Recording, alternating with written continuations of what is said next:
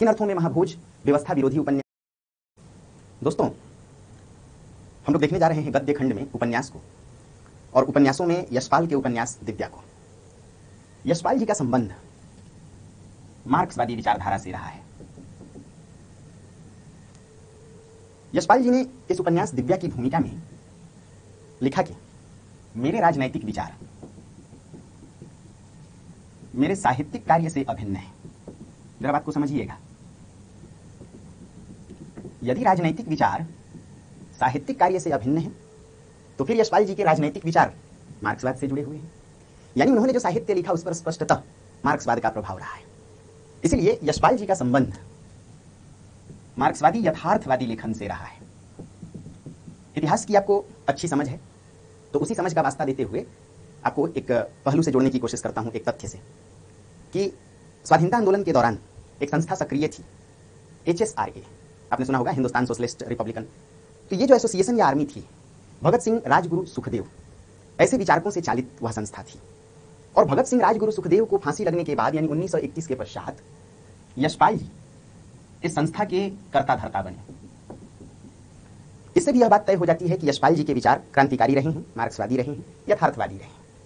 दोस्तों, यह जो मार्क्सवादी विचारधारा है, बताने की जरूरत नहीं है कि अतीत की जगह वर्तमान में विश्वास करती है, आंखों से ओझल किसी सत्ता में आस्था नहीं रखती। इसलिए ईश्वर की जगह मानव में विश्वास करती है, परलोक की जगह लौकिक जगत में विश्वास करती है, अतीत की जगह वर्तमान में, और रहस्य की जगह यथार्थ में विश्वास करती है। बातों को समझिएगा। मार्क्सवादी विचारधारा सामाजिक यथार्थवादी विचारधारा है। यह विचारधारा मानती है कि आंखों से ओझल कोई सत्ता नहीं है। इसलिए आंखों से ओझल जो भी सत्ताएं हैं, चाहे वह परलोक हो जिसे हमने देखा नहीं, चाहे वह ईश्वर हो जिसे हमने देखा नहीं, चाहे आंखों से ओझल अतीत हो, चाहे वह कोई रहस्य लोक हो, इसलिए मार्क्सवादी विचारधारा वर्तमान में विश्वास करती है, अतीत की जगह ईश्वर की जगह मानव जगत की सत्ता में, रहस्य की जगह यथार्थवादी जीवन में, और परलोक की जगह लौकिक जगत की आस्था में। दोस्तों, यह जो मार्क्सवादी विचारधारा है, इसका मानना है कि शोषण पूंजीपति सत्ता के द्वारा किया जाता है और जो शोषित है वह सर्वहारा है। सर्वहारा यानी किसान, मजदूर। इसलिए मार्क्सवादी विचारधारा शोषितों पीड़ितों का पक्षधर है। किसका पक्षधर है? शोषितों का, पीड़ितों का, सर्वहारा का, किसानों का, मजदूरों का, यानी जन सामान्य का। अब यदि इतनी बातें हम लोगों को समझ में आ गई तो एक बात और समझिए कि यह जो मार्क्सवाद है वह मानता है कि शोषण खत्म होगा वर्ग संघर्ष से। किससे खत्म होगा? किस वर्ग के द्वारा? सर्वहारा वर्ग के द्वारा। यदि पूंजीपति वर्ग के खिलाफ संघर्ष किया जाए या वर्ग क्रांति की जाए, सामूहिक क्रांति की जाए, तो शोषण अपने आप खत्म हो जाएगा। जाहिर सी बात है कि इन्हीं विचारधाराओं का प्रभाव मार्क्सवादी उपन्यासकार यशपाल जी पर था। प्रेमचंद के पश्चात यानी प्रेमचंदोत्तर उपन्यासकारों में यशपाल जी एक चर्चित उपन्यासकार माने गए। कई उपन्यासों को इन्होंने लिखा, जैसे पार्टी कॉमरेड, जैसे दादा कॉमरेड, जैसे झूठा सच, जैसे अमिता और दिव्या। दोस्तों, उपन्यास दिव्या की भूमिका में उन्होंने सबसे पहली बात यह स्पष्ट कर दी थी कि मेरे राजनैतिक विचार मेरे साहित्यिक कार्य से अभिन्न हैं, अर्थात जो मेरी विचारधारा है उसी का प्रकाशन मेरा साहित्य है। यानी पहली बात कि उपन्यास दिव्या एक मार्क्सवादी यथार्थवादी उपन्यास है। दूसरी बात कि यशपाल जी जैसे मार्क्सवादी अतीत में ईश्वर में विश्वास नहीं करते थे, इसलिए यशपाल जी ने अपनी बात को रखने के लिए उपन्यास दिव्या को लिखा। और जो लोग अतीत का राग अलाप रहे थे या जिन साहित्यकारों ने अतीत के प्रति मोहाविष्ट दृष्टिकोण का पालन किया था, उन पर एक प्रकार से यह उपन्यास प्रहार करता है। यदि दिव्या पर मार्क्सवादी विचारधारा का प्रभाव है दोस्तों, तो मार्क्सवादी विचारधारा अतीत के विरोध में है। और यदि यशपाल से पहले देखें, इस उपन्यास को लिखा गया 1945 में। ठीक 1945 के पहले 1936 में प्रगतिवादी साहित्य का विकास हुआ था। यह प्रगतिवादी साहित्य मार्क्सवादी विचारधारा से ही उद्घाटित हो रहा था, संचालित हो रहा था। 1936 के भी पहले अगर जाएं तो लगभग 1920 से 1936 तक दोस्तों हिंदी साहित्य में एक धारा रही, छायावादी धारा। छायावादी धारा से पहले भी देखें तो द्विवेदी युग, और उससे भी पहले देखें तो भारतेंदु युग। इन तीनों धाराओं में एक ही प्रकार की विचारधारा काम कर रही थी, एक ही प्रकार की दृष्टि काम कर रही थी, जिसे नवजागरण परक चेतना कहा गया। यह नवजागरण परक चेतना कुछ और नहीं, सांस्कृतिक पुनरुत्थानवाद है। और सांस्कृतिक पुनरुत्थान का अर्थ अतीत में आस्था रखना, अतीत को स्वर्णिम मानना और अतीत के मूल्यों का ही फिर से प्रकाशन करना, फिर से उत्थान करना, पुनरुत्थानवाद या नवजागरण। वर्तमान की समस्याओं को खत्म करने के लिए पुनरुत्थानवादियों ने, नवजागरण परक चेतना से जुड़े रचनाकारों ने यह माना कि अतीत के मूल्यों का फिर से उत्थान यदि किया जाए तो वर्तमान की समस्याएं अपने आप खत्म हो जाएंगी, क्योंकि हमारा अतीत स्वर्णिम था, हमारा अतीत श्लाघ्य था, हमारा अतीत निर्दोष था, दोष रहित था। इन्हीं पुनरुत्थानवादियों के विरोध में, अतीत के विरोध में, यानी पुनरुत्थानवादियों ने अतीत को महत्व दिया और इसी अतीत के विरोध में उपन्यास दिव्या लिखा गया। और तब इस उपन्यास की भूमिका में यशपाल जी ने लिखा कि अतीत विश्वास नहीं विश्लेषण की वस्तु है। जरा समझिए, पुनरुत्थानवादियों का विरोध किसके विरोध में? इनके विरोध में, सांस्कृतिक पुनरुत्थानवादियों या नवजागरण परक चेतना के जो पक्षधर थे या अतीत के प्रति जो मोहाविष्ट थे, इनके विरोध में यशपाल जी ने इस उपन्यास को लिखा। पहली बात कहा कि मेरी राजनैतिक विचारधारा मेरे साहित्यिक कार्य से अभिन्न है। दूसरी बात कहा कि अतीत विश्वास नहीं विश्लेषण की वस्तु है, यानी अतीत पर आंख बंद करके विश्वास नहीं किया जा सकता, बल्कि उसका विश्लेषण किया जाना आवश्यक है कि क्या वाकई अतीत स्वर्णिम था, क्या वाकई अतीत दोषों से रहित था, क्या वाकई अतीत इतना श्लाघ्य प्रशंसनीय था, क्या वाकई उस अतीत में कोई समस्याएं नहीं थी। दोस्तों, दूसरी बात उन्होंने लिखा कि हम अतीत का मनन और मंथन भविष्य का संकेत पाने के लिए करते हैं।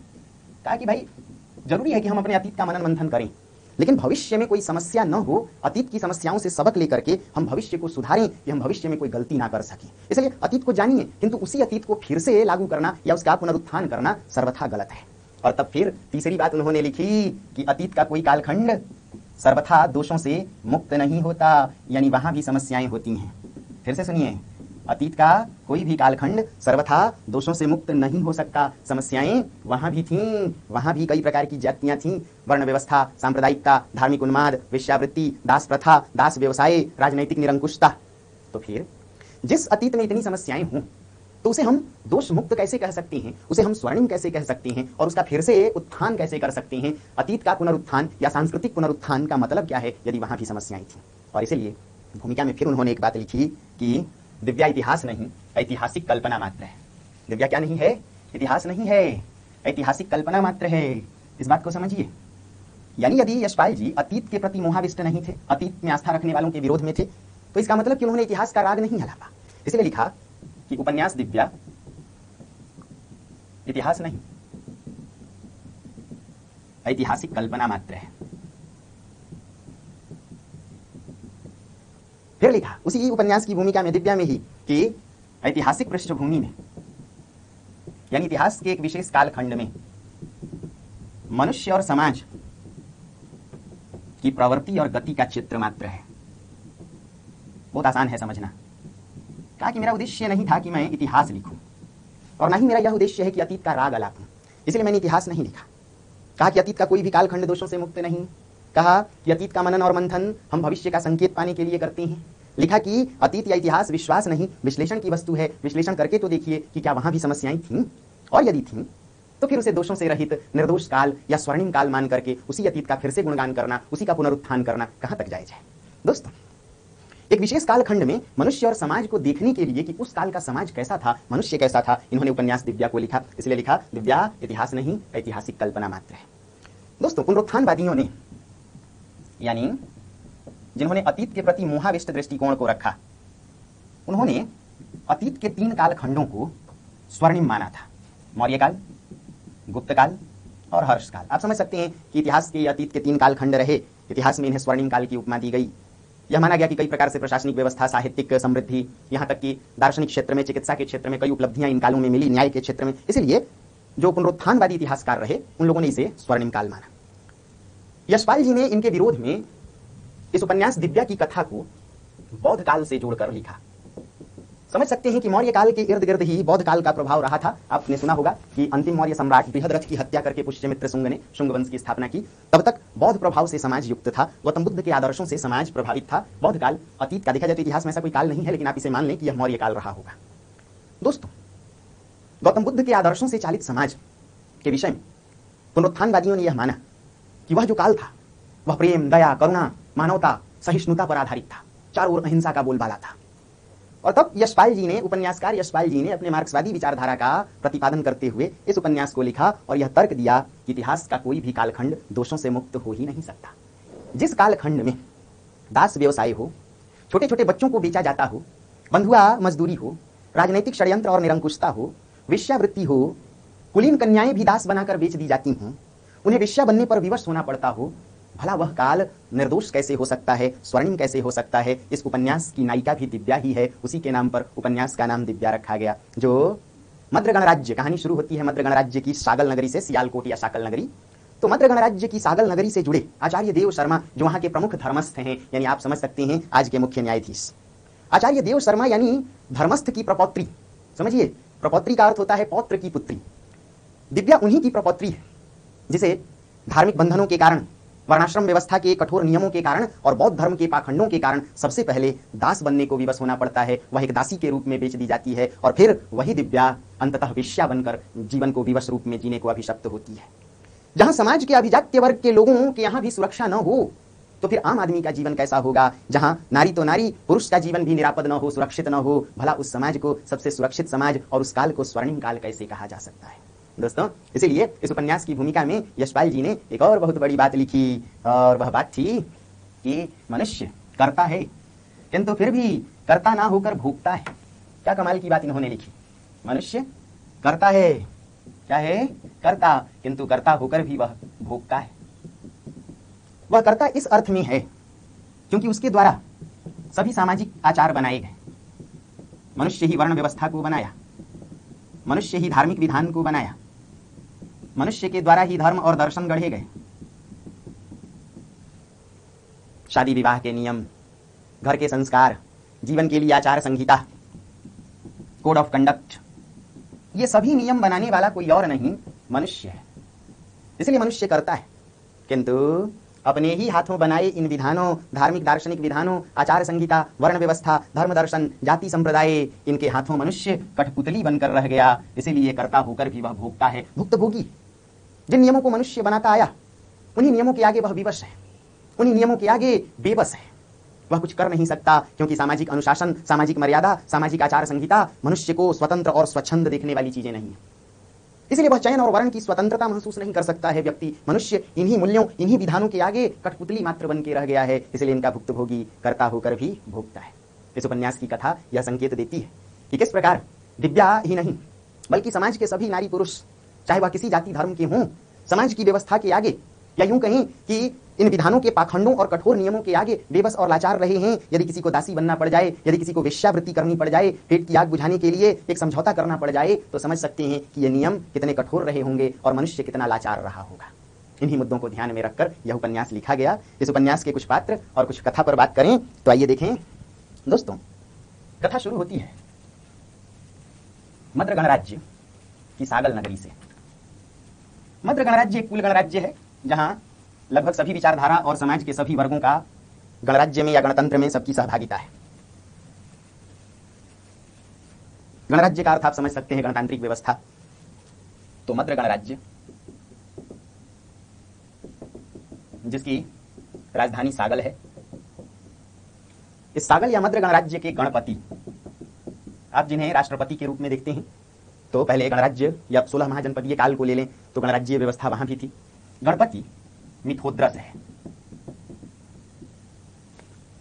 इस गणराज्य के गण संवाहक या गण संचालक, स्पीकर आप समझ सकते हैं, आचार्य प्रवर्धन है। दोस्तों, गणपति मिथोद्रस का सलाहकार आर्य प्रेस्थ है। ये प्रेस्थ कभी दास हुआ करते थे, यानी प्रेस्थ एक दास था। किंतु इस प्रेस्थ को जब मिनांडर या मिलिंद बौद्ध धर्म की दीक्षा लिया तो अपने सभी दासों को मुक्त करके उन्हें ढेर सारी संपत्ति से नवाजा। कई अरबी घोड़े, कई महंगे अश्व को प्राप्त करके यह प्रेस्थ दासत्व से मुक्ति पा करके अब वहां का आर्य श्रेष्ठी, या ऐसा कहा जाए कि सबसे पैसे वाला व्यक्ति, एक सेठ जिसे श्रेष्ठी कहते हैं, बन बैठा है। और अब वह सलाहकार है किसका? मिथोद्रस का। मिथोद्रस कौन है? गणपति है। कहां का? मद्र गणराज्य का। दोस्तों, इस गणराज्य के धर्मस्थ है। धर्मस्थ का अर्थ जो न्याय की व्यवस्था का मुखिया हो, यानी मुख्य न्यायाधीश आचार्य देव शर्मा। कौन है? देखा जाए तो इस मद्र गणराज्य में एक समाज भी चलता है। समाज में जनपद कल्याणी की भूमिका है।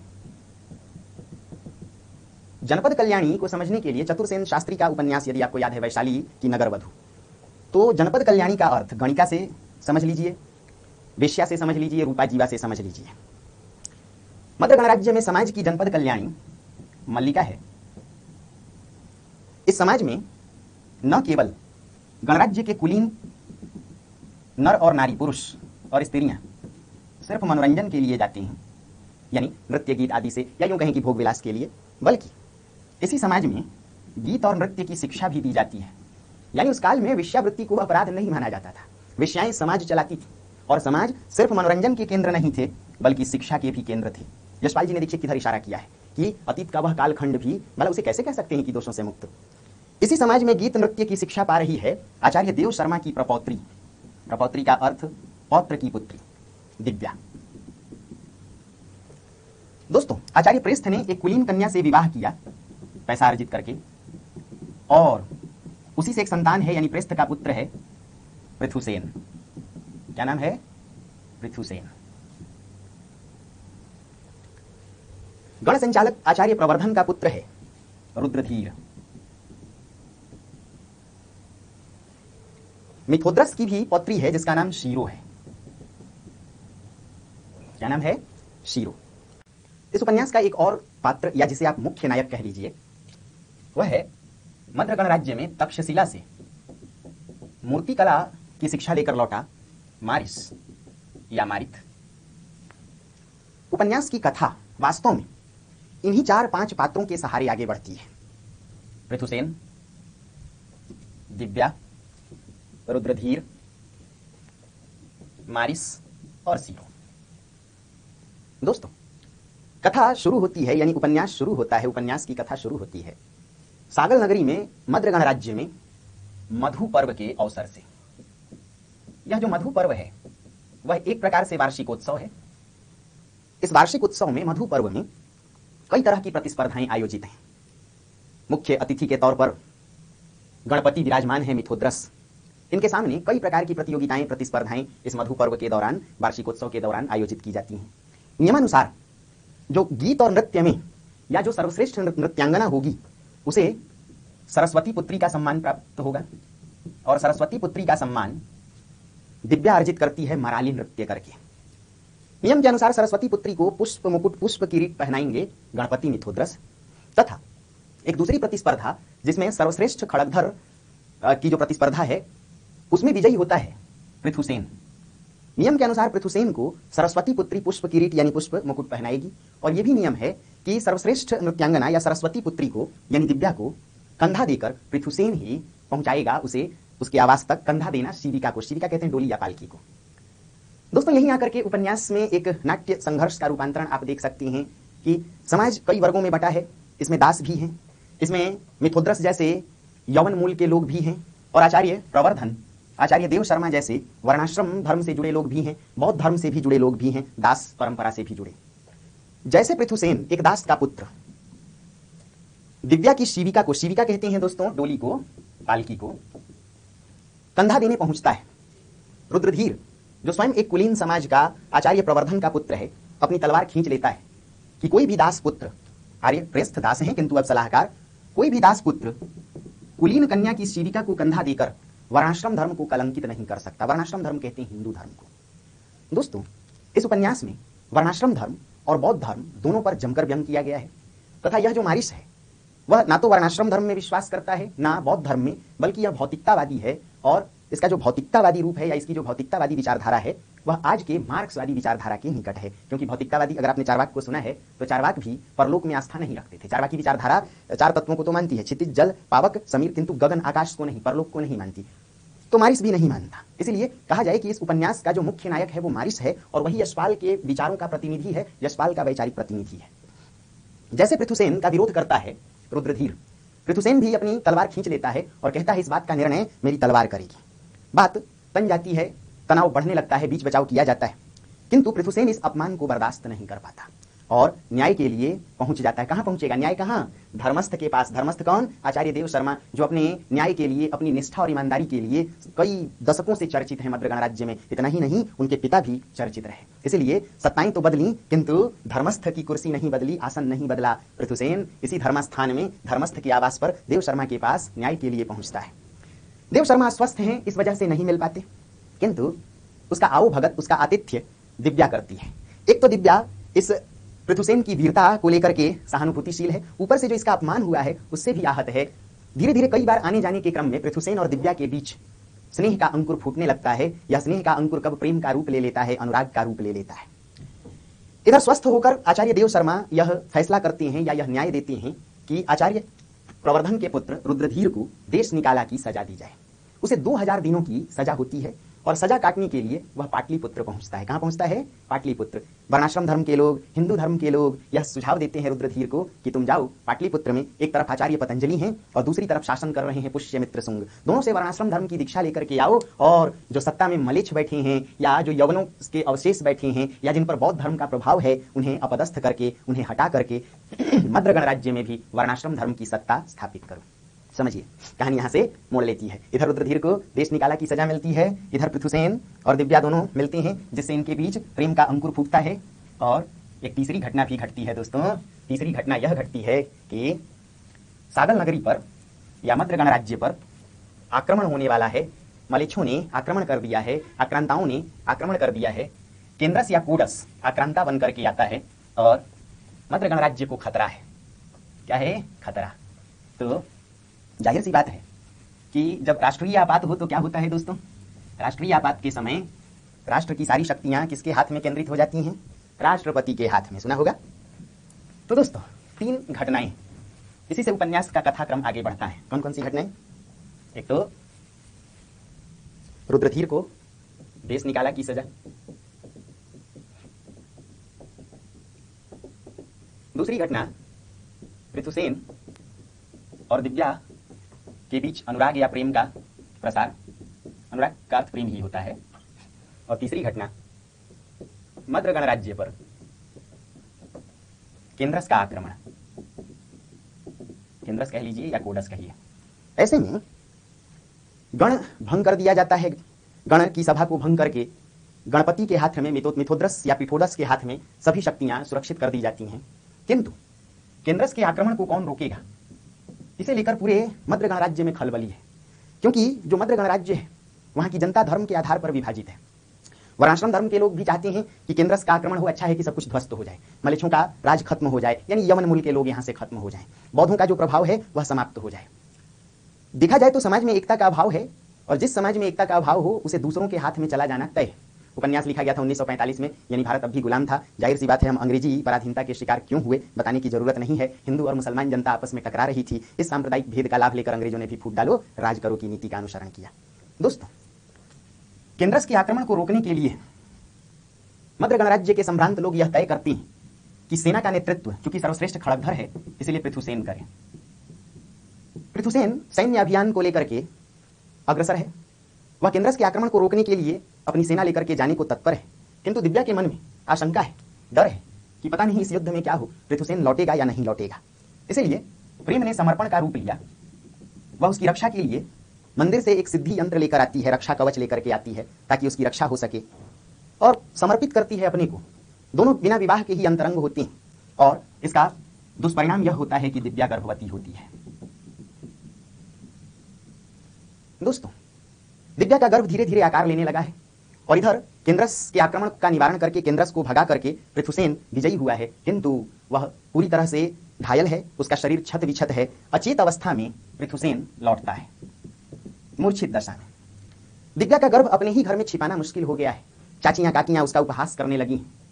वह कई बार चाहती है अपने पर पितामह आचार्य देव शर्मा को कहे, लेकिन संकोच और शर्म के कारण वह बात छिपा जाती है। अचेत दशा में जब पृथुसेन लौटता है तो पृथुसेन से वह मिलने की कई बार कोशिश करती है, किंतु दिव्या मिल नहीं पाती, और मिथोद्रस की पौत्री यानी गणपति की पौत्री शीरो जो पृथुसेन की सेवा शुश्रूषा करती है, उसकी देखरेख करती है, देखभाल करती है, वह भी षड्यंत्र करती है कि दिव्या नहीं मिल पाए। ना मिल पाना, पृथुसेन का अचेत रह जाना, और इतना ही नहीं, जब पृथुसेन चेतना में आता है तो उसका पिता प्रेस्थ उसे समझाता है कि पुत्र विवाह को जीवन का सामर्थ्य बनाओ। एक दिव्या तो क्या, 1000 लावण्यमयी कलामयी दिव्याएं तुम्हारे भोग के लिए प्रस्तुत होंगी, यानी तुम गणपति मिथोद्रस की पुत्री शीरो से विवाह करो, उसके पश्चात कई दिव्या जैसी स्त्रियां तुम्हारे हरम में होंगी। और याद रखना, दिव्या कुलीन कन्या है, आचार्य देव शर्मा की प्रपौत्री है, और तुम ठहरे मेरे पुत्र एक दास पुत्र। पूरे वर्णाश्रम समाज से तुम शत्रुता क्यों मोल लेना चाहती हो? प्रेस्थ की महत्वाकांक्षा में पृथुसेन भी आ जाता है। उसने भी महत्वाकांक्षा का रास्ता तय किया, हाथ थामा, प्रेम का हाथ छोड़ दिया, प्रेम का साथ छोड़ करके एक प्रकार से उसने दिव्या को अकेली कर दिया। दिव्या एक तो पृथुसेन से मिल नहीं पाती, ऐसे में रात के अंधेरे में अपनी धाता माँ, क्योंकि दिव्या की न तो माँ है न उसके पिता है, बचपन से ही पाला है आचार्य देव शर्मा ने, पर पितामह ने, वह अपनी धाता जो उसे पालती है, धाता के साथ घर से निकलती है कि या तो अंतिम मुलाकात होगी पृथुसेन से या फिर इस घर से हमेशा के लिए भाग जाऊंगी, मुंह नहीं दिखाऊंगी। उसने यहां तक तय कर लिया है कि कोई फर्क नहीं पड़ता, यदि पृथुसेन शिरो से विवाह करना चाहती हैं तो करें, किंतु आर्य पुरुषों के राजभवन में तो कई स्त्रियां रहती हैं, मैं भी उनकी उपपत्नी या दासी बनकर या दूसरी ब्याहता पत्नी बनकर नहीं रह सकती। यहाँ यशपाल जी ने एक और व्यंग किया है कि वह कैसा समाज था जहां नारी उपपत्नी रखैल बनने को भी विवश हो, जहां एक नारी के लिए किसी के घर में जूठन मिल जाए उसे ही अपना भाग्य मान लेना एक स्वाभाविक प्रक्रिया है। भला वह समाज कैसे श्रेष्ठ हो सकता है, वह समाज दोषों से मुक्त कैसे हो सकता है। दोस्तों, दिव्या घर से निकलती है अपनी धाता के साथ, उसकी धाता ने ही उसे पाला था, जिसकी पुत्री छाया है। छाया और दिव्या दोनों सखियां हैं। धाता को लेकर दिव्या निकलती है किंतु घर लौट कर नहीं आती, मार्ग में वह दास व्यवसायियों के चंगुल में फंस जाती है। दास व्यवसायी दोनों का दैहिक शोषण करते हैं और फिर उसे बेच दिया जाता है। दिव्या सबसे पहले दास व्यवसायी प्रतुल के हाथ लगती है और यह प्रतुल मथुरा के दास व्यवसायी भूधर को बेच देता है। भूधर मथुरा का दास व्यवसायी है, इसने दिव्या को दासी दारा नाम से मथुरा के एक पुरोहित चक्रधर को बेच दिया 50 स्वर्ण मुद्राओं में। इसके पीछे भी एक कारण है, समझिए। दास व्यवसायी प्रतुल के हाथ लगती है दिव्या, प्रतुल ने भूधर को बेच दिया, भूधर ने 50 स्वर्ण मुद्राओं में चक्रधर पुरोहित को बेच दिया। यह चक्रधर पुरोहित मथुरा का पुरोहित है। दासी दारा नाम से बेची जाती है दिव्या, यानी जिस समाज में कुलीन कन्या भी दासी बनने को विवश हो, दारा नाम से बेच दी जाती है। कारण है कि चक्रधर पुरोहित, जिसकी पत्नी ने अभी अभी एक शिशु को जन्म दिया है, किंतु विषम ज्वर आने के कारण, बुखार लगने के कारण पुरोहित की पत्नी अपने शिशु को दूध पिलाने में, स्तन्य कराने में सक्षम नहीं है, उसके स्तनों में दूध नहीं उतर पाता। और इधर दिव्या ने अभी अभी एक बच्चे को जन्म दिया है, यानी दासी दारा ने दिव्या दासी दारा के रूप में चक्रधर के यहाँ बेची जाती है ताकि पुरोहित शिशु को वह दूध पिला सके। दोस्तों, कहानी और आगे बढ़ती है और कई मार्मिक मोड़ों से होकर आगे गुजरती है। इधर रुद्रधीर जो पाटलिपुत्र में सजा काटने गया था 2000 दिनों की, वह वर्णाश्रम धर्म की दीक्षा लेकर के लौटता है और पृथुसेन जो एक प्रकार से मद्र गणराज्य का गणपति बन बैठा है, उसे समाज की मदद से, समाज की जनपद कल्याणी मल्लिका की मदद से उसे भगा देता है। भयभीत होकर पृथुसेन बौद्ध धर्म की दीक्षा ले लेता है और फिर आकर रुद्रधीर से कहता है कि ना तो मैं किसी को डराना चाहता हूं, ना मुझसे किसी को डरने की कोई वजह है। यानी यह पृथुसेन पहले तो प्रेम का निर्वाह नहीं करता, फिर दिव्या के दायित्व का निर्वाह नहीं करता, और कहीं ना कहीं अब यह भय और आतंक में जीने वाला एक प्रकार से कापुरुष नायक है, पलायनवादी नायक है, जो रुद्रधीर के डर से भाग खड़ा होता है और बौद्ध धर्म को स्वीकार कर लेता है। यानी मद्र गणराज्य की व्यवस्था अब आचार्य रुद्रधीर के हाथ में है। किसके हाथ में है? दोस्तों, कथा और आगे बढ़ती है। इधर दासी दारा यानी दिव्या चक्रधर पुरोहित के यहां पुरोहित के शिशु को यह समझकर पालती है कि शायद 2 शिशुओं पर ममता लुटा करके उसकी ममता धन्य हो जाएगी, मुझे भी यहां शरण मिल जाएगी और मेरा पुत्र शाकुल, दिव्या का पुत्र नन्हा सा शिशु शाकुल भी पल जाएगा। वो अभी अपने आप को धन्य ही मान रही थी, ईश्वर के प्रति कृतज्ञ थी कि चलो जो भी हुआ, कम से कम 2 शिशुओं पर ममता लुटाने का सौभाग्य तो प्राप्त होगा, किंतु भाग्य यहां भी उसके साथ छल करता है। चक्रधर पुरोहित की पत्नी यानी पुरोहित पत्नी यह चाहती है कि पहले वह पुरोहित शिशु को आस्तन्य कराए और तब अपने शिशु को दूध पिलाए। आंगन में यानी पुरोहित के आंगन में यह प्रक्रिया दोहराई जाती है। आंगन के कोने में एक गाय बंधी है, जिसके बछड़े को पहले गाय के स्तनों तक छोड़ा जाता है, उसके थन तक, और जैसे थन में दूध उतर आता है बछड़े को खींचकर दूध लिया जाता है। यही प्रक्रिया कुछ दिव्या यानी दासी दारा के साथ भी घटित होती है। सबसे पहले पुरोहित पत्नी शाकुल को दिव्या की गोद में, दासी दारा की गोद में देती है, और जब स्तनों में दूध दौड़ने लगता है तो अपने शिशु को, पुरोहित शिशु को सौंप देती है कि लो इसे पिलाओ, और उसके बच्चे को खींच लेती है निर्मोही रूप में, निष्ठुर रूप में। पुरोहित का शिशु जब तृप्त हो जाता है दूध पीकर, तब शाकुल को देती है। शाकुल दूध रहित स्तनों को दंतहीन जबड़े से निचोड़ना चाहता है और कुछ ना मिलने पर चित्कार मार करके भूख से तड़पता हुआ रोने लगता है। दिव्या को लगता है, दासी दारा को लगता है कि मेरा पुत्र तो भूखे ही मर जाएगा, इसकी क्षुधा तृप्त नहीं होगी, यह तो तड़पता रहेगा। हर रोज गलियों में एक आवाज गूंजती है, बुद्धम शरणम गच्छामि, धम्मम शरणम गच्छामि, संघम शरणम गच्छामि। संसार से यदि अतृप्त हो, पीड़ा से पीड़ित हो, दुख से दुखी हो, तो बुद्ध की शरण में जाओ, करुणा की शरण में जाओ, वहीं सर्वत्र शांति है। दिव्या के मन में यानी दासी दारा के मन में यह बात गूंज उठी है कि शांति यदि कहीं है तो बुद्ध की शरण में। वह जेठ की दोपहरी में तपती धूप, चिलचिलाती धूप में, उस लू में अपने शिशु को छाती से चिपकाए, चिथड़े में लपेटे दिव्या यानी दासी दारा के शरीर पर भी कपड़े नहीं हैं, चल पड़ती है मथुरा के संघाराम। संघाराम यानी बौद्ध भिक्षुओं का मठ, बौद्ध मठ, और उसका दरवाजा खटखटाती है, जिससे स्थविर निकलता है, यानी भिक्षुओं का एक प्रकार से प्रधानाचार्य। और वह कहती है कि हे धर्मपिता, यह दासी शरण की इच्छा रखती है।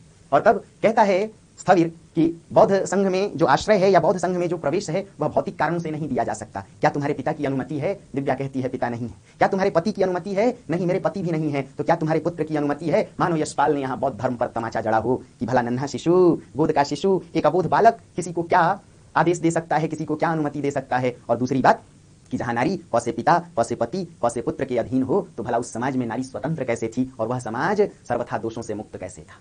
कहती है दासी दारा यानी दिव्या, हे धर्मपिता, मैं एक दासी हूं, तो क्या तुम्हारे स्वामी की अनुमति है? स्थविर पूछता है। यहाँ फिर मार्क्सवादी यशपाल ने व्यंग किया कि यह कैसा बौद्ध धर्म है जो ढोंग करता है कि आइए शरण लीजिए, शांति के साथ जिए, ममता दया प्रेम करुणा के साथ बौद्ध संघ में प्रवेश लें, पीड़ितों और शोषितों की मुक्ति की बात करता है, लेकिन एक अबला पीड़िता स्त्री की रक्षा नहीं कर सकता, उसे शरण नहीं दे सकता। पूछता है स्थविर, तो क्या तुम्हारे स्वामी की अनुमति है? समझिए फिर व्यंग है कि क्या दास बनाने वाली शक्ति किसी को मुक्ति दे सकती है? क्या स्वामी चक्रधर पुरोहित स्वयं उसे दासत्व से मुक्ति की अनुमति दे सकता था? कहती है दासी, हे धर्मपिता, मैंने सुना है कि आम्रपाली एक नारी थी जिसके माता पिता कोई नहीं थे और उसे स्वयं तथागत यानी गौतम बुद्ध ने बौद्ध संघ में प्रवेश दिया था और यहाँ आकर के बौद्ध धर्म के सभी पाखंडों पर एक साथ प्रहार किया यशपाल ने। कहता है स्थविर, किंतु आम्रपाली वेश्या थी और वेश्या एक स्वतंत्र नारी है। वेश्या क्या है? क्या कहता है स्थविर? स्वतंत्र नारी है। यशपाल जी ने अपने पात्र मारिस के द्वारा यानी इस उपन्यास के मुख्य नायक मारिस के द्वारा यह व्यंग कराया है, यानी स्वयं यशपाल जी ने व्यंग किया है कि भला वेश्या स्वतंत्र नारी कैसे हो सकती है। यदि कुलवधु घरेलू स्त्री एक पुरुष की भोग्या है तो वेश्या तो संपूर्ण जनपद पूरे जिले की भोग्या है, जिसे दूसरों के इच्छा अनुसार अपने शरीर का इस्तेमाल करना पड़े, बिना इच्छा के मन रहित देह का इस्तेमाल करना पड़े, जो तन बेचे दूसरों की इच्छा के अनुसार, भला वह स्वतंत्र कैसे है। यदि कुलवधु घरेलू स्त्री एक पुरुष की भोग्या है तो वेश्या तो पूरे जनपद की भोग्या है। समझ सकते हैं। किंतु स्थविर की यह बात दासी दारा या दिव्या के मन में कौंध जाती है। वह सोचती है कि इस संघ में प्रवेश के लिए मैं वेश्या बनकर के ही जी लूंगी। चल पड़ती है दासी दारा मथुरा के वेश्याओं के आवास की ओर जहां वेश्याएं रहती हैं। वह मार्ग में एक व्यक्ति से पूछती है, इधर वेश्याओं का आसन या उनका आवास किधर है? और वह व्यक्ति कोई और नहीं मारिस रहता है। कहता है, अरे हतभागी, लगता है भोग ने विलास ने तेरे शरीर को वासना ने जर्जर कर रखा है। माता का सम्मानित पद पाकर तू वेश्या बनकर इस पद को कलंकित करना चाहती है। जा तू यमुना की शीतल धारा में शरण ले। लगता है कि वासना ने तेरे शरीर को चूस करके फल्गु मात्र छोड़ दिया। फल्गु कहते हैं जिसमें पानी न हो, यानी तेरे में ममता तो रह नहीं गई, सिर्फ वासना रह गई है। तू माता का पद पाकर भी इस सम्मानित पद को छोड़कर वेश्या बनना चाहती है। जा यमुना की धारा में शरण ले, तुझे तो मौत ही शरण दे सकती है। समझ सकते हैं कि मारिस मार्क्सवादी है, भौतिकतावादी, और मार्क्सवादी विचारधारा भौतिकतावाद के निकट है। यह विचारधारा मानती है कि नारी भोग्या नहीं है, वेश्यावृत्ति नारी का कोई समाधान नहीं है, बल्कि वह भी समाज में कलंकित व्यवसाय है। नारी तो एक माता है, नारी तो एक पत्नी है, उसे तो सृष्टि का अधिकार प्राप्त है। ना तो वह भोग की वस्तु है, ना वह त्याग की वस्तु है। उसके हाथ में सृष्टि का अधिकार है, संतति का अधिकार है, उसकी प्रकृति सृष्टि है। वह माता का सम्मानित पद पा सकती है। वह नारी पुरुष के लिए भी आश्रय दे सकती है, इसलिए वह पुरुष की आश्रिता नहीं। नारी होना अपने आप में एक सम्मान की बात है। दोस्तों, कहानी आगे बढ़ती है। अभी जैसे ही मारिस से पूछकर वेश्याओं के आवास को आगे बढ़ती है दासी दारा कि पीछे से चक्रधर पुरोहित दौड़ता हुआ चिल्लाता हुआ आगे बढ़ता है कि यह मेरी भगौड़ी दासी है, इसने विश्वासघात किया है, बिना अनुमति के भाग खड़ी हुई है। देखती है दासी दारा यानी दिव्या कि पीछे से भीड़ है, पुरोहित है और आगे दो ओर से रास्ता बंद है। सिर्फ एक रास्ता खुला है, तो वह यमुना नदी, यमुना की उफनती धारा है। उसे लगता है कि यदि इस चक्रधर पुरोहित, इस निर्मोही पुरोहित, निर्दयी पुरोहित के हाथ लग गई तो फिर पुत्र के प्राण नहीं बचेंगे। इसलिए वह पुत्र को लिए आवेश में यमुना की उफनती धारा में छलांग लगा देती है। जैसे ही छलांग लगाती है तो मथुरा की जनपद कल्याणी रत्नप्रभा अपनी नौका पर, अपने बाजरे पर अपने लोगों के साथ नौका विहार कर रही होती है। उसके गण, उसके सेवक छलांग लगाते हैं। दिव्या यानी दासी दारा और शाकुल दोनों को छान करके लाते हैं। दैवश पुत्र शाकुल तो नहीं बच पाता, किंतु दिव्या यानी दासी दारा अचेत अवस्था में जीवित है। जब उसकी चेतना लौटती है तो एक तरफ पुरोहित चक्रधर है और इसी मार्ग से वहां के ऊपरीक रवि शर्मा, जो कर्तव्यनिष्ठ और अपनी ईमानदारी के लिए जाना जाता है, उसकी पूरी व्यवस्था गुजर रही होती है। अपने सैनिकों के साथ वह वहां से गुजर रहा होता है। चक्रधर कहता है कि इसने पुरोहित के साथ या स्वामी के साथ विश्वासघात किया, और रत्नप्रभा यह तर्क देती है कि देखिए, इसने अपने पुत्र को खो दिया और कहीं ना कहीं इसमें पुरोहित की निष्ठुरता जिम्मेदार है। रवि शर्मा यह न्याय देता है या पुरोहित को सजा देता है कि चूंकि तुम ब्राह्मण हो, इसलिए राज्य भर में भीख मांगकर 200 स्वर्ण मुद्राएं राजकोष में जमा करो, और चूंकि इस दासी ने पुरोहित के साथ विश्वासघात किया है, इसलिए इसे कोड़ों की सजा दी जाए। किंतु दासी रुग्ण है, इसलिए इसे पटसन के कोड़े से, जिससे चोट ना लगे, 50 कोड़ों की सजा दी जाए। रत्नप्रभा के कहने पर दासी दारा रत्नप्रभा को ही सुपुर्द कर देता है रवि शर्मा यानी ऊपरीक मथुरा का। देखा जाए तो इस उपन्यास की कहानी में 4 नगरों की चर्चा है। एक तो सागल नगरी, पाटलिपुत्र नगरी, तक्षशिला और मथुरा, और चारों नगरी इस उपन्यास की कथा को ऐतिहासिक बनाने में सहयोगी रहे हैं। रत्नप्रभा अपने यहाँ दासी दारा को लेकर के आती है और देखती है दासी दारा कि नृत्य के क्रम में कई उसकी जो शिष्याएं हैं वह भंगिमाओं को भंग करती हैं या उनमें त्रुटि करती है। और ऐसे में एक दिन जब एक शिष्या रत्नप्रभा की नृत्य कर रही थी तो चीख पड़ती है दासी दारा या दिव्या, आह भंग। यह जो रत्नप्रभा है दोस्तों, वह शिष्या है जनपद कल्याणी मल्लिका की, समझ सकते हैं, और मल्लिका की ही शिष्या है दिव्या। जैसे पूछती है कि तुम्हें कैसे मालूम है दासी दारा कि नृत्य में भंगिमा क्या होती है, और उसके बाद जब वह नाचती है तो आसपास दूर दूर तक इसके नृत्य की ख्याति पहुंचती है। कई लोग दासी दारा को देखने आते हैं। दिव्या जो दासी के रूप में दारा नाम से मशहूर थी, अब वेश्या के रूप में, अंशुमाला के रूप में चर्चित हो जाती है।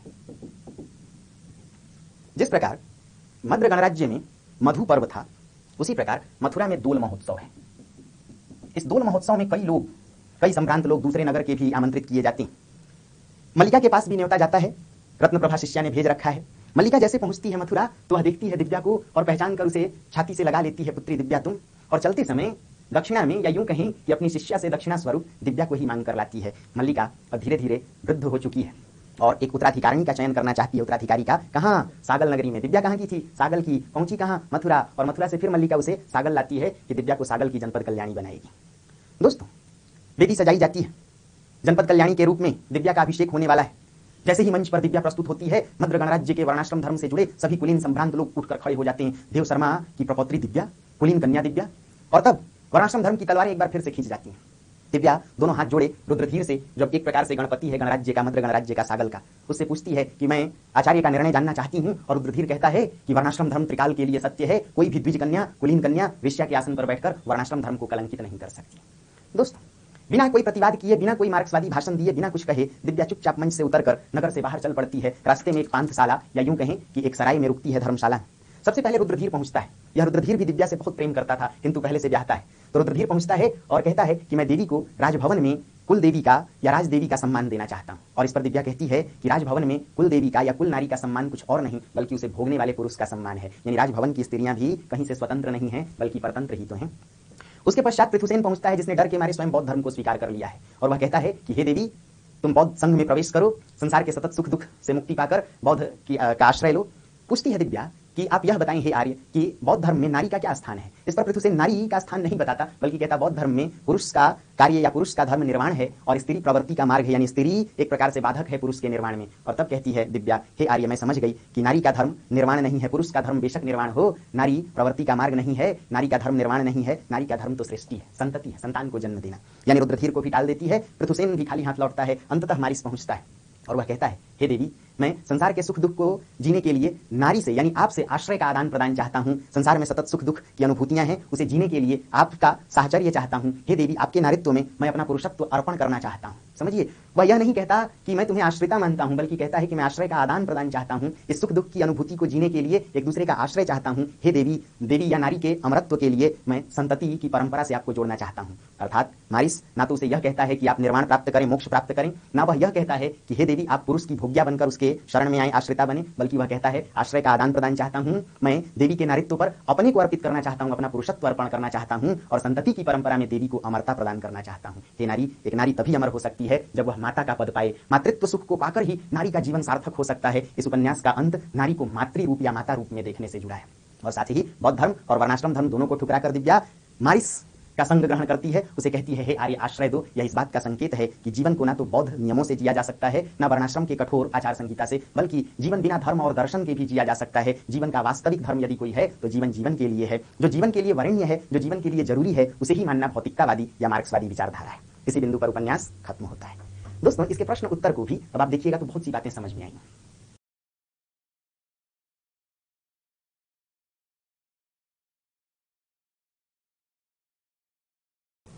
दोस्तों, हम लोग देखने जा रहे हैं गद्य खंड में उपन्यास को, और उपन्यासों में यशपाल के उपन्यास दिव्या को। यशपाल जी का संबंध मार्क्सवादी विचारधारा से रहा है। यशपाल जी ने इस उपन्यास दिव्या की भूमिका में लिखा कि मेरे राजनैतिक विचार मेरे साहित्यिक कार्य से अभिन्न है। जरा बात को समझिएगा, यदि राजनैतिक विचार साहित्यिक कार्य से अभिन्न है तो फिर यशपाल जी के राजनैतिक विचार मार्क्सवाद से जुड़े हुए हैं। यानी उन्होंने जो साहित्य लिखा उस पर स्पष्टतः मार्क्सवाद का प्रभाव रहा है। इसलिए यशपाल जी का संबंध मार्क्सवादी यथार्थवादी लेखन से रहा है। इतिहास की आपको अच्छी समझ है तो उसी समझ का वास्ता देते हुए आपको एक पहलू से जोड़ने की कोशिश करता हूं, एक तथ्य से, कि स्वाधीनता आंदोलन के दौरान एक संस्था सक्रिय थी, HSRA। आपने सुना होगा, हिंदुस्तान सोशलिस्ट रिपब्लिकन। तो ये जो एसोसिएशन या आर्मी थी, भगत सिंह, राजगुरु, सुखदेव, ऐसे विचारकों से चालित वह संस्था थी। और भगत सिंह राजगुरु सुखदेव को फांसी लगने के बाद यानी 1931 के पश्चात यशपाल जी इस संस्था के कर्ता धर्ता बने। इससे भी यह बात तय हो जाती है कि यशपाल जी के विचार क्रांतिकारी रहे हैं, मार्क्सवादी रहे हैं, यथार्थवादी रहे हैं। दोस्तों, यह जो मार्क्सवादी विचारधारा है, बताने की जरूरत नहीं है कि अतीत की जगह वर्तमान में विश्वास करती है, आंखों से ओझल किसी सत्ता में आस्था नहीं रखती। इसलिए ईश्वर की जगह मानव में विश्वास करती है, परलोक की जगह लौकिक जगत में विश्वास करती है, अतीत की जगह वर्तमान में और रहस्य की जगह यथार्थ में विश्वास करती है। बातों को समझिएगा। मार्क्सवादी विचारधारा सामाजिक यथार्थवादी विचारधारा है। यह विचारधारा मानती है कि आंखों से ओझल कोई सत्ता नहीं है, इसलिए आंखों से ओझल जो भी सत्ताएं हैं, चाहे वह परलोक हो जिसे हमने देखा नहीं, चाहे वह ईश्वर हो जिसे हमने देखा नहीं, चाहे आंखों से ओझल अतीत हो, चाहे वह कोई रहस्य लोक हो, इसलिए मार्क्सवादी विचारधारा वर्तमान में विश्वास करती है, अतीत की जगह ईश्वर की जगह मानव जगत की सत्ता में, रहस्य की जगह यथार्थवादी जीवन में और परलोक की जगह लौकिक जगत की आस्था में। दोस्तों, यह जो मार्क्सवादी विचारधारा है, इसका मानना है कि शोषण पूंजीपति सत्ता के द्वारा किया जाता है और जो शोषित है वह सर्वहारा है। सर्वहारा यानी किसान मजदूर। इसलिए मार्क्सवादी विचारधारा शोषितों पीड़ितों का पक्षधर है। किसका पक्षधर है? शोषितों का, पीड़ितों का, सर्वहारा का, किसानों का, मजदूरों का, यानी जन सामान्य का। अब यदि इतनी बातें हम लोगों को समझ में आ गई तो एक बात और समझिए कि यह जो मार्क्सवाद है वह मानता है कि शोषण खत्म होगा वर्ग संघर्ष से। किससे खत्म होगा? किस वर्ग के द्वारा? सर्वहारा वर्ग के द्वारा। यदि पूंजीपति वर्ग के खिलाफ संघर्ष किया जाए या वर्ग क्रांति की जाए, सामूहिक क्रांति की जाए, तो शोषण अपने आप खत्म हो जाएगा। जाहिर सी बात है कि इन्हीं विचारधाराओं का प्रभाव मार्क्सवादी उपन्यासकार यशपाल जी पर था। प्रेमचंद के पश्चात यानी प्रेमचंदोत्तर उपन्यासकारों में यशपाल जी एक चर्चित उपन्यासकार माने गए। कई उपन्यासों को इन्होंने लिखा, जैसे पार्टी कॉमरेड, जैसे दादा कॉमरेड, जैसे झूठा सच, जैसे अमिता और दिव्या। दोस्तों, उपन्यास दिव्या की भूमिका में उन्होंने सबसे पहली बात यह स्पष्ट कर दी थी कि मेरे राजनैतिक विचार मेरे साहित्यिक कार्य से अभिन्न हैं, अर्थात जो मेरी विचारधारा है उसी का प्रकाशन मेरा साहित्य है। यानी पहली बात कि उपन्यास दिव्या एक मार्क्सवादी यथार्थवादी उपन्यास है। दूसरी बात कि यशपाल जी जैसे मार्क्सवादी अतीत में ईश्वर में विश्वास नहीं करते थे, इसलिए यशपाल जी ने अपनी बात को रखने के लिए उपन्यास दिव्या को लिखा। और जो लोग अतीत का राग अलाप रहे थे या जिन साहित्यकारों ने अतीत के प्रति मोहाविष्ट दृष्टिकोण का पालन किया था, उन पर एक प्रकार से यह उपन्यास प्रहार करता है। यदि दिव्या पर मार्क्सवादी विचारधारा का प्रभाव है दोस्तों, तो मार्क्सवादी विचारधारा अतीत के विरोध में है। और यदि यशपाल से पहले देखें, इस उपन्यास को लिखा गया 1945 में। ठीक 1945 के पहले 1936 में प्रगतिवादी साहित्य का विकास हुआ था। यह प्रगतिवादी साहित्य मार्क्सवादी विचारधारा से ही उद्घाटित हो रहा था, संचालित हो रहा था। 1936 के भी पहले अगर जाएं तो लगभग 1920 से 1936 तक दोस्तों हिंदी साहित्य में एक धारा रही, छायावादी धारा। छायावादी धारा से पहले भी देखें तो द्विवेदी युग, और उससे भी पहले देखें तो भारतेंदु युग। इन तीनों धाराओं में एक ही प्रकार की विचारधारा काम कर रही थी, एक ही प्रकार की दृष्टि काम कर रही थी, जिसे नवजागरण परक चेतना कहा गया। यह नवजागरण परक चेतना कुछ और नहीं, सांस्कृतिक पुनरुत्थानवाद है। और सांस्कृतिक पुनरुत्थान का अर्थ अतीत में आस्था रखना, अतीत को स्वर्णिम मानना और अतीत के मूल्यों का ही फिर से प्रकाशन करना, फिर से उत्थान करना, पुनरुत्थानवाद या नवजागरण। वर्तमान की समस्याओं को खत्म करने के लिए पुनरुत्थानवादियों ने, नवजागरण परक चेतना से जुड़े रचनाकारों ने यह माना कि अतीत के मूल्यों का फिर से उत्थान यदि किया जाए तो वर्तमान की समस्याएं अपने आप खत्म हो जाएंगी, क्योंकि हमारा अतीत स्वर्णिम था, हमारा अतीत श्लाघ्य था, हमारा अतीत निर्दोष था, दोष रहित था। इन्हीं पुनरुत्थानवादियों के विरोध में, अतीत के विरोध में, यानी पुनरुत्थानवादियों ने अतीत को महत्व दिया और इसी अतीत के विरोध में उपन्यास दिव्या लिखा गया। और तब इस उपन्यास की भूमिका में यशपाल जी ने लिखा कि अतीत विश्वास नहीं, विश्लेषण की वस्तु है। जरा समझिए, पुनरुत्थानवादियों का विरोध किसके विरोध में? इनके विरोध में, सांस्कृतिक पुनरुत्थानवादियों या नवजागरण परक चेतना के जो पक्षधर थे या अतीत के प्रति जो मोहाविष्ट थे, इनके विरोध में यशपाल जी ने इस उपन्यास को लिखा। पहली बात कहा कि मेरी राजनीतिक विचारधारा मेरे साहित्यिक कार्य से अभिन्न है। दूसरी बात कहा कि अतीत विश्वास नहीं, विश्लेषण की वस्तु है। यानी अतीत पर आंख बंद करके विश्वास नहीं किया जा सकता, बल्कि उसका विश्लेषण किया जाना आवश्यक है कि क्या वाकई अतीत स्वर्णिम था, क्या वाकई अतीत दोषों से रहित था, क्या वाकई अतीत इतना श्लाघ्य प्रशंसनीय था, क्या वाकई उस अतीत में कोई समस्याएं नहीं थी। दोस्तों, दूसरी बात उन्होंने लिखा कि हम अतीत का मनन और मंथन भविष्य का संकेत पाने के लिए करते हैं। कहा कि भाई जरूरी है कि हम अपने अतीत का मनन मंथन करें, लेकिन भविष्य में कोई समस्या न हो, अतीत की समस्याओं से सबक लेकर के हम भविष्य को सुधारें कि हम भविष्य में कोई गलती ना कर सकें। इसलिए अतीत को जानिए, किंतु उसी अतीत को फिर से लागू करना या उसका पुनरुत्थान करना सर्वथा गलत है। और तब फिर तीसरी बात उन्होंने लिखी कि अतीत का कोई कालखंड सर्वथा दोषों से मुक्त नहीं होता, यानी वहां भी समस्याएं होती हैं। फिर से सुनिए, अतीत का कोई भी कालखंड सर्वथा दोषों से मुक्त नहीं हो सकता। समस्याएं वहां भी थीं, वहां भी कई प्रकार की जातियां थीं, वर्ण व्यवस्था, सांप्रदायिकता, धार्मिक उन्माद, वेश्यावृत्ति, दास प्रथा, दास व्यवसाय, राजनैतिक निरंकुशता। तो फिर जिस अतीत में इतनी समस्याएं हों तो उसे हम दोष मुक्त कैसे कह सकते हैं, उसे हम स्वर्णिम कैसे कह सकते हैं, और उसका फिर से उत्थान कैसे कर सकते हैं? अतीत का पुनरुत्थान या सांस्कृतिक पुनरुत्थान का मतलब क्या है यदि वहां भी समस्याएं थी? और इसीलिए भूमिका में फिर उन्होंने एक बात लिखी कि दिव्या इतिहास नहीं, ऐतिहासिक कल्पना मात्र है। दिव्या क्या नहीं है? इतिहास नहीं है, ऐतिहासिक। दोस्तों, फणीश्वरनाथ रेणु का मैला आंचल एक आंचलिक उपन्यास है। इसकी रचना 1954 में हुई। मतलब यहां से आप दो बातें सीख सकते हैं। पहली बात,